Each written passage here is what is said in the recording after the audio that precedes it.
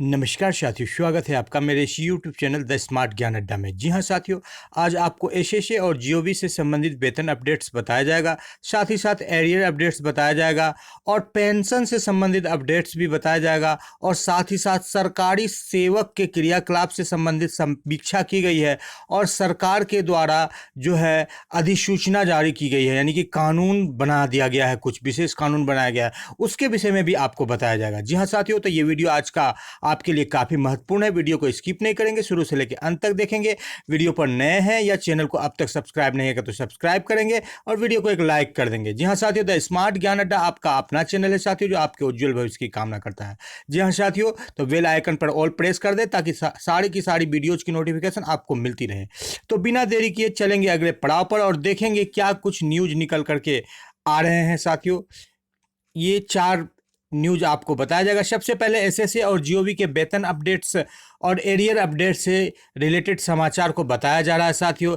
जैसा कि पहले बताया गया था साथियों कि आज जो है एसएसए और जीओबी दोनों के वेतन से रिलेटेड जो भी अपडेट्स आने की संभावना थी, उससे रिलेटेड जो है अच्छी समाचार नहीं आ रही है और गड़बड़ समाचार आ रही है। जी हाँ साथियों, 20 मई को जो वित्त विभाग से फाइल परियोजना कार्यालय शिक्षा विभाग को भेजी गई थी, जिसका कि मैक्सिमम टाइम लाइन 48 घंटे होता है राशि बैंक भेजने के लिए पीएफएमएस के माध्यम से 2 दिन वर्किंग होता है, जो कि सैटरडे को ही गया था। संडे को नहीं आया तो मंडे को आ जाना चाहिए, लेकिन आज थर्सडे बीत जाने के बाद भी राशि नहीं आया। जी हाँ साथियों, यह घोर लापरवाही है।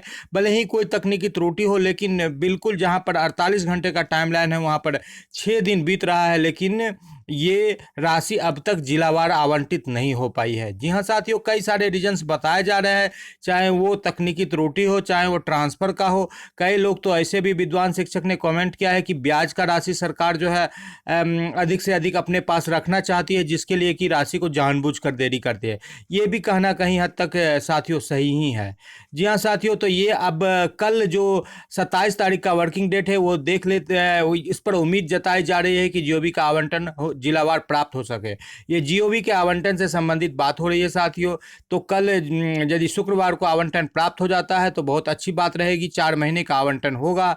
नहीं तो फिर 30 सोमवार और 31 मंगलवार को होगा, क्योंकि फिर सैटरडे और संडे क्या होता है साथियों, नॉन वर्किंग होता है परियोजना के लिए और सचिवालय के लिए। जी हाँ साथियों, अब ले लेंगे एसएसए के वेतन अपडेट्स को। जी हाँ साथियों, जब तक आवंटन प्राप्त नहीं होगा जीओबी का, तब तक उससे 1 से 2 दिन या 7 से 10 दिन में भुगतान होगा। जी हाँ साथियों, तो एसएसए के आवंटन से संबंधित जैसा कि बताया गया था कल के न्यूज में साथियों कि आज जो है 26 मई को ये जो है बृहस्पतिवार को जो है ये बैठक होने वाली थी। कैबिनेट की बैठक तो हुई साथियों, लेकिन जो एसएसए और का जो आवंटन का जो फाइल था, जो जिसमें 2 महीने का आवंटन था, अप्रैल और मई का, और एरियर से संबंधित जो फाइल थी, दोनों तैयार थी, लेकिन दोनों फाइल कुछ त्रुटि के कारण से उस पर जो है मुख्यमंत्री का स्वीकृति प्रदान नहीं हुआ। मुख्यमंत्री ने उसको उन दोनों फाइलों को स्वीकृत नहीं किया और निराशा हाथ लगी। तो अब जो है मंगलवार यानी कि 31 मई को जो है एसएसए के कैबिनेट की बैठक में जो है एसएसए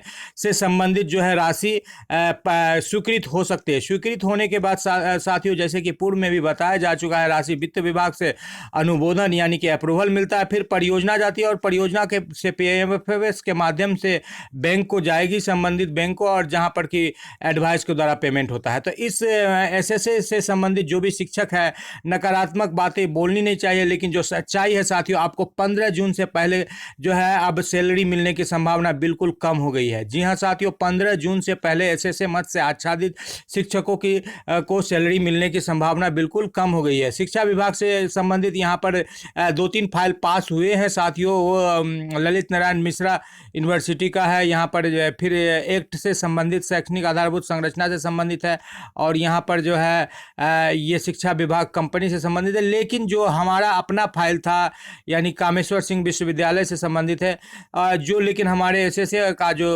वेतन का फाइल था वो जो पास नहीं हुआ है। तो अब जो नेक्स्ट कैबिनेट की बैठक होगी मंगलवार 31 में, उसमें पास होने की संभावना है। जी हाँ साथियों, वीडियो को स्किप नहीं करेंगे, आगे और भी बहुत महत्वपूर्ण समाचार आपको इस अंक में बताया बताया जाएगा। जी हाँ साथियों, पेंशन से रिलेटेड समाचार और आपके सेवा से संबंधित सरकार ने जो अधिसूचना यानी कानून जारी किया है उसको भी बताया जाएगा। जी हाँ साथियों, तो वीडियो को लाइक नहीं किया तो लाइक कर दे और चैनल को अब तक सब्सक्राइब नहीं किया तो सब्सक्राइब कर ले साथियों। ना पैसा लगता है ना खर्चा लगता है, सब्सक्राइब कर लीजिए साथियों, अच्छा लगता है। जी हाँ साथियों, यहाँ पर बात कर लेते हैं पेंशन एवं सेवा लाभ से संबंधित जो है अपर मुख्य सचिव के द्वारा जो है बैठक आहूत की गई है। जी हाँ साथियों, 27 मई कल बैठक आहूत हो गई है। एनपीएस से लंबित मामलों के समीक्षा हेतु सभी विभाग के नोडल पदाधिकारी की दिनांक 27/5/22 की बैठक के संबंध में। जी हाँ साथियों, इसमें सभी विभाग को आमंत्रित किया गया है और जहाँ तक जो पेंशन से रिलेटेड मामला चल रहा है साथियों, तो ऐसा पहले माना जाता था और ऐसा था भी साथियों कि जो केंद्रीय कर्मचारी होते थे वो सुविधाओं में राज्य के कर्मचारी से ज़्यादा वो सुविधापूर्ण होते थे। लेकिन जब से ओपीएस लागू हुआ है राजस्थान और अन्य महाराष्ट्र आदि राज्यों में, तो वहाँ के जो राज्य के कर्मचारी हैं वो ओपीएस के मामले में केंद्रीय कर्मचारी से आगे निकल गए हैं, यानी कि ओपीएस यानी पेंशन के मामले में वो उससे ज़्यादा सुपीरियर हो गए हैं। तो और पेंशन का जो सुगबुगाहट है और पेंशन से संबंधित आंदोलन जो है लगातार पूरे देश में चल रहे हैं। तो ये सरकार के लिए एक बहुत चिंता की विषय है और सरकार लगातार पेंशन के विषय में मंथन कर रही है और जल्द ही इस पर कुछ बड़ा डिसीजन लेने जा रही है। जी हाँ साथियों, इसी संबंध में ये जो बैठक हो रही है कल की 27 तारीख की, हो सकता है पेंशन से रिलेटेड कुछ सकारात्मक इस बैठक में निकल करके आए। जी हाँ साथियों, इस बैठक में आपको सभी विभागों को बुलाया गया है और ये बैठक 3 पाली में हो रही है। जी हाँ साथियों, समान प्रशासन विभाग, गृह विभाग, संसदीय कार्य प्रणाली विभाग, पिछड़ा वर्ग विभाग, यानी कि विभिन्न विभागों से जो भी उसके पदाधिकारी आएंगे, मंत्रीगण आएंगे, वो अपने फीडबैक्स को देंगे पेंशन से रिलेटेड, क्योंकि जो सरकार का सबसे मुख्य उद्देश्य होता है वो चुनाव जीतना होता है और जिसके लिए वो लगातार रणनीति बनाती रहती है कि क्या कुछ लोगों का रुझान आ रहा है। तो पेंशन से रिलेटेड ये एक अच्छी खबर निकल करके सामने आ रही है।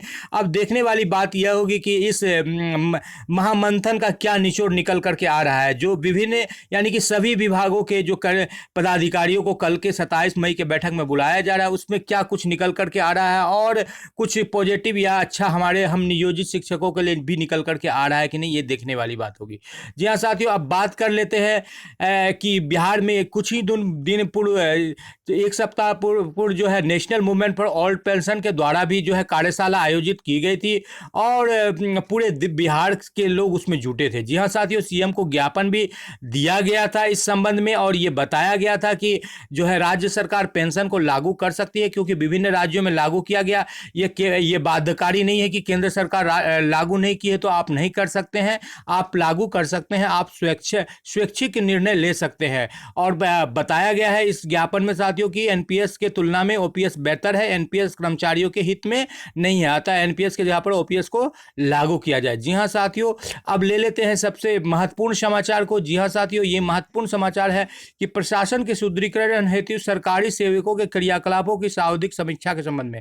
जी हाँ साथियों, 23 मई को जो है कर्मचारियों की समीक्षा की गई और जिससे रिलेटेड जो है कि एक गजट यानी कि जिसको कानून हम लोग बोलते हैं, कानून लागू किया गया। इस कानून में जो है साथियों 23 जी ये जो है 4 नियम दिए गए हैं। जी हाँ साथियों, 4 नियम में जो ये सबसे बड़ी बात निकल करके सामने आ रही है ये है कि यदि आप दक्ष नहीं है और 50 साल से आपका ज़्यादा उम्र हो चुका है तो सरकार आपको जो है सेवानिवृत्ति दे सकती है, यानी कि आपको हटा सकती है नौकरी से। जी हाँ साथियों, दूसरी बात यहाँ पर निकल करके आ रही कि 21 वर्ष की आपने सेवा दे दिया है तो आप सेवानिवृत्ति आपको सरकार दे सकती है, या 25 साल का कार्यकाल पूरा हो चुका है तो आपको सेवानिवृत्ति दे सकती है। तो 50 साल आयु और 21 साल या 25 साल का कार्यकाल। जी हाँ साथियों, यदि आप कर्तव्य पर लापरवाही बरतते हैं या कर्तव्य के निर्वहन में पूरी तरह से सक्षम नहीं है तो इस तरह के नियम को सरकार निकाला है। जी हाँ साथियों, तीसरे नंबर पर यहाँ पर देख लेते हैं कि यहाँ पर जो कर्मचारियों के लिए जो रूल्स बनाए गए हैं उसमें ये दिया गया है साथियों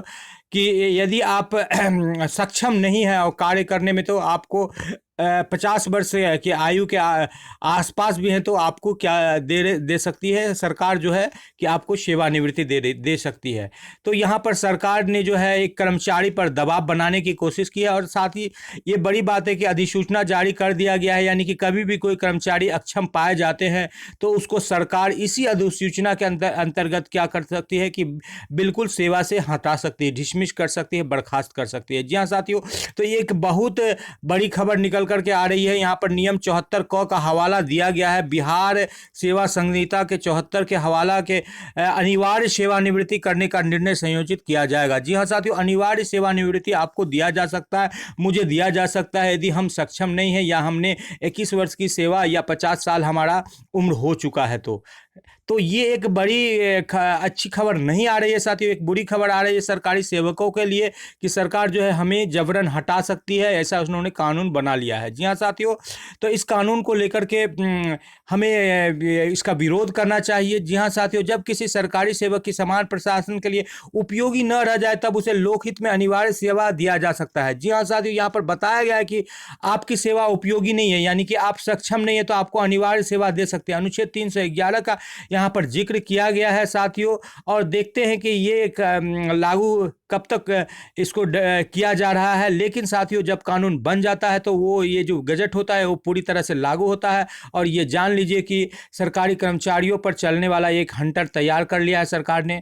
जब भी चाहेगी किसी भी कर्मचारी को इस हंटर के द्वारा वो बर्खास्त कर देगी, बाहर निकाल देगी। जी हाँ साथियों, तो इसके साथ ही आज के इस वीडियो को समाप्त करेंगे साथियों। वीडियो पसंद आ रहा है तो वीडियो को लाइक कर दे। चैनल पर नए हैं या चैनल को अब तक सब्सक्राइब नहीं किया तो सब्सक्राइब कर ले। द स्मार्ट ज्ञान अड्डा आपका अपना चैनल है साथियों, जो आपके उज्जवल भविष्य की कामना करता है। वीडियो को शुरू से लेकर अंत तक देखने के लिए आपका बहुत बहुत धन्यवाद। आपका दिन शुभ हो। जय हिंद, जय भारत।